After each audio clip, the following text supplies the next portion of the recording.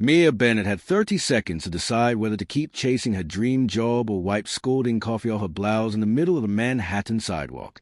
She chose the wrong one, and it changed her life. 20 minutes earlier, she'd been rushing toward her first day at Everest Media, the fastest-growing digital marketing firm in the city, her portfolio clutched against her chest like a shield. After years of freelancing, this job, creative director under the notoriously demanding CEO Richard Hayes, was everything she'd worked for. Stability, respect, proof that she belonged. Then a stranger bumped her, and scalding espresso soaked straight through her blouse. She was still dabbing frantically at the stain, blinking back tears, when a deep voice said, "Here, soda water and a little salt will take that right out." She looked up, and time slowed. Dark hair, open collar, a jaw that belonged on a magazine cover, and eyes that were somehow both intense and kind. "I'm already late," she admitted, taking his handkerchief anyway. "First day, new job, important meeting." He smiled, a dimple cutting into his cheek. "First days are overrated. I skipped mine entirely." Despite everything, she laughed. He led her into a nearby department store before she could think better of it, picked out a cream silk blouse without so much as glancing at the price tag, and waited outside the fitting room. When she stepped out, transformed, his approval was unmistakable, and something fluttered in her chest that had nothing to do with nerves. "What's the meeting about?" he asked. "My new boss," she said, adjusting the collar. "Supposedly brilliant, impossible to please, built an empire from nothing." "Sounds like a tyrant," he said, amused. "Maybe you should reconsider." "Not a chance. I worked too hard to get here." At the crosswalk, something reckless took over.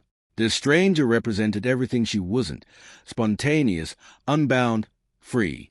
And before she could stop herself, the words tumbled out. "Kiss me like you mean it." His shocked expression cracked into something unreadable, and she was already stammering an apology when his laugh cut her off. "You certainly don't do things halfway." Heat flooded her face. "I don't know what came over me." He studied her for a long moment, then made her an offer that would haunt her all day. "If you still want that kiss after your first day, find me at the Meridian Rooftop Bar, 7 o'clock. And then he was gone, swallowed by the crowd, leaving her breathless on the corner, with absolutely no idea what she'd just walked into. 15 minutes later, Mia stood in the gleaming lobby of Everest Media, her mind still tangled around a man whose name she didn't even know. A receptionist rushed her up to the executive floor, where 6 sharply dressed executives waited around a polished table, and one empty chair at the head of it. Vivian Montgomery, the elegant VP of Operations, welcomed her warmly, mentioning that Richard himself was running late, which apparently never happened. Mia's stomach tightened with every passing minute. Being late to meet the CEO, for any reason, was not the first impression she'd hoped for. Then the door opened. Mia rose out of habit, professional smile fixed in place, and it shattered instantly. Standing in the doorway, now in a tailored charcoal suit and crisp blue tie, was a stranger from the crosswalk. His eyes locked onto Hayes, that same dimpled smile tugging at his mouth. "Good morning, everyone," he said, never looking away from her. "I see you've all met our new creative director." Richard Hayes, Billionaire CEO, supposed tyrant, and the man she had just propositioned on a street corner, settled into the chair at the head of the table. "I'm particularly eager to see what Miss Bennett brings to the table," he said. "I have a feeling she's full of surprises." As the blood drained from her face, Mia understood with perfect clarity. Her career at Everest Media had just begun in the most catastrophic way imaginable. The next 3 hours were some of the most excruciating of her professional life. Somehow, she presented her portfolio with steady composure while her mind replayed that mortifying moment on a loop. Richard remained a consummate professional throughout, polished, focused, giving nothing away except the occasional glint of amusement in his eyes. When the meeting ended and the other executives filed out, he asked her to stay behind. "About this morning," she began. "Richard," he corrected, loosening his tie, "and I don't discuss personal matters in the office." His expression gave away nothing. "Vivian will show you to your department." And then he strode out, leaving Mia wondering if she'd imagined the light pressure of his hand on her shoulder as he passed. Her new office had floor-to-ceiling windows over the Manhattan skyline, the kind of view she dreamed about for years. Instead of celebrating, she sank into her chair and buried her face in her hands until a cheerful voice broke the silence. Grace Winters, the digital content manager next door, breezed in with coffee and a pastry, demanding gossip about the big boss. Mia deflected as best she could, but Grace filled in the blanks anyway. Nobody really knew Richard Hayes. 5 years building an empire from nothing, magazine covers, and somehow a completely private personal life. Grew up in the Midwest. Never married. Donated a fortune to literacy programs. The rest was rumor, everything from secret royalty to former black ops. Nobody really knows him, Grace said, and Mia couldn't shake the feeling that she suddenly knew him a little better than anyone else in the building, and that terrified her. That evening, Vivian delivered a folder heavy with paperwork. The Preston Hotel's pitch, due the next morning, along with an unusual request. Richard wanted her direct input on Everest's biggest prospective client. Tucked inside was a handwritten note. The offer still stands. 7 p.m. Her pulse spiked. Go home. Review the pitch. Build professional boundaries from day one. That was a sensible choice. And yet, at 6:55, dressed in a simple black dress with her hair down, Mia stepped onto the Meridian's rooftop. Richard was waiting at the rail, the skyline glittering behind him. You came. Apparently I make questionable decisions with remarkable consistency, she said. Champagne appeared. Conversation turned intimate, careful, charged. I haven't stopped thinking about your proposition all day, he admitted. I'd say that's exactly why we should keep this professional, she replied, even as she leaned closer instead of stepping back. His hand found her cheek. This is a mistake, she whispered. Probably, he agreed. But sometimes the best decisions look like mistakes at first. Their lips never touched. His phone rang, an emergency in the London office, and the spell broke instantly. He apologized, promised a rain check, and Mia told herself the interruption was for the best. I've worked too hard to be taken seriously in this industry, she said. The last thing I need is rumors I slept my way into this job. His jaw tightened. Is that what you think would happen? It doesn't matter what I think. Perception creates reality.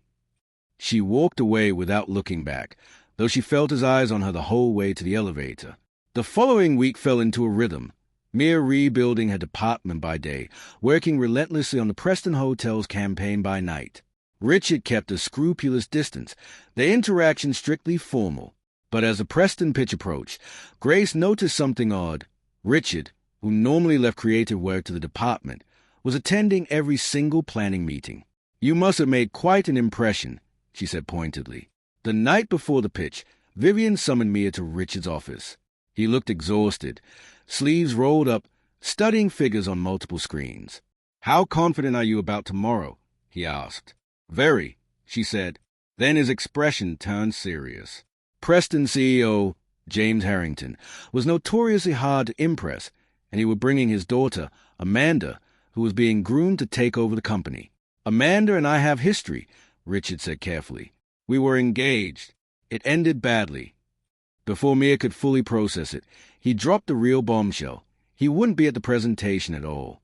An emergency board meeting had called him to Chicago, and he was flying out within the hour. I need you to lead it without me, he said. I wouldn't ask if I didn't believe you could do it. The weight of that trust was both thrilling and terrifying.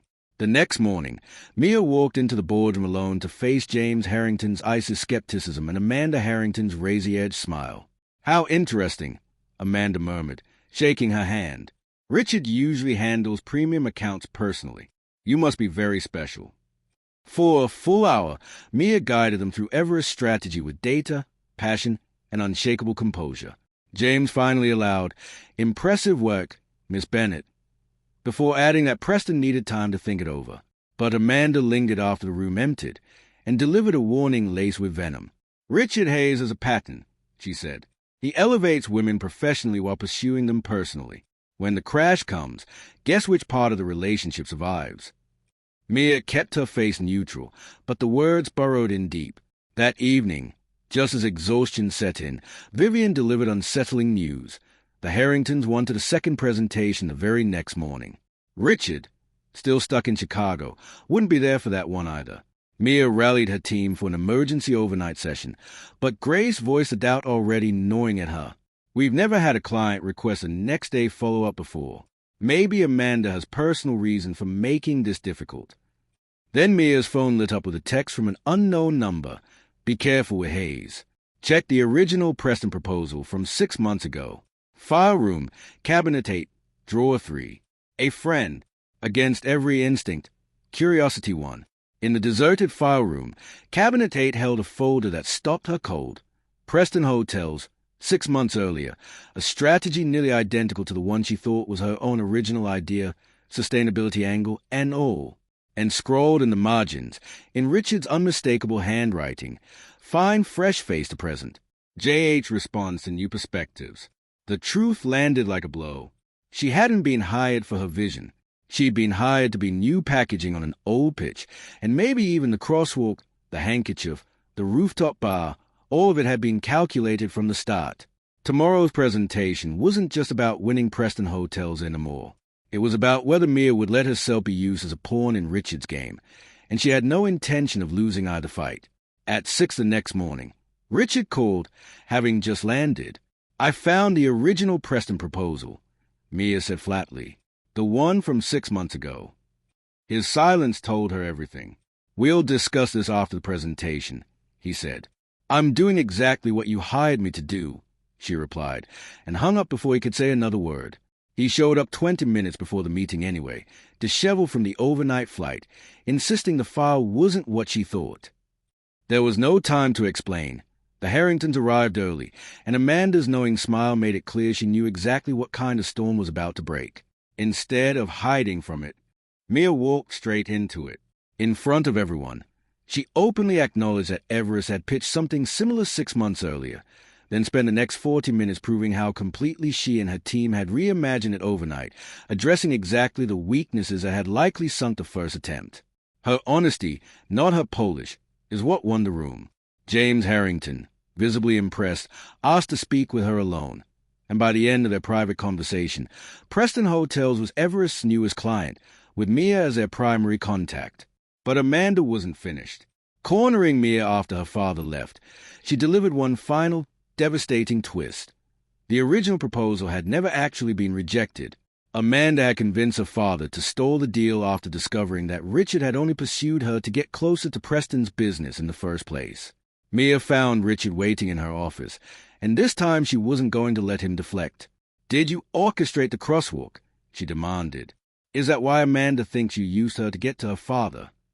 He sank into a chair, finally telling the full story. Preston had pulled away 6 months earlier not because of the pitch, but because his engagement to Amanda had just ended, and Amanda had convinced her father the split was Richard's fault for using her. The fresh-faced note wasn't manipulation. James Harrington was known for valuing new perspectives, and Richard realized his all-male, industry veteran team hadn't connected with where Preston wanted to go. I hired you because your portfolio was exceptional, he said. The Preston account wasn't even on the table yet. When I helped you that morning, I had no idea who you were. Asking you for drinks, that was selfish. I was attracted to you. Finding out you were my new creative director complicated everything. Mia searched his face for the lie and couldn't find one, but the facts didn't erase a deeper problem. Even if I believe you, she said quietly, we shouldn't be anything but colleagues. I worked too hard to have my achievements credited to anything other than my own ability. Richard nodded, accepting it, but not before telling her, plainly, that what she'd done in that room, reinventing an entire pitch overnight and standing her ground under pressure, had been entirely her own. 3 months passed. The Preston campaign became one of Everest's biggest wins, opening doors across the luxury hospitality industry. Mia's department grew. Her reputation solidified. And Richard kept his word, respectful, distant, careful never to overstep. If anyone at the office noticed the tension simmering beneath their professionalism, no one said a thing. Then, on the evening of the Preston campaign's triumphant quarterly review, Richard appeared in her doorway again, dressed down in jeans for once, looking more like a man from the crosswalk than the CEO from the boardroom. He had news. He was stepping back from day-to-day operations at Everest to launch a literacy foundation. Vivian would take over as CEO. I realize my presence here creates complications for relationships I value, he said simply. As he turned to leave, something in me refused to let him walk away again. Wait, she said. Remember that morning at the crosswalk when I said something completely impulsive? I'm unlikely to forget it, he said, amusement warming his voice. She crossed the room until only inches separated them. What if I told you I'd like to try being impulsive again? His guarded expression melted into hope. Have dinner with me, she said. Not as your employee, not as your CEO, just as Richard, the man who once lent me his handkerchief. When he asked what had changed her mind, she told him the truth, watching him respect every boundary she'd set, empower her team without interference, and walk away from his own company partly out of principle. Maybe, she said, some complications are worth navigating.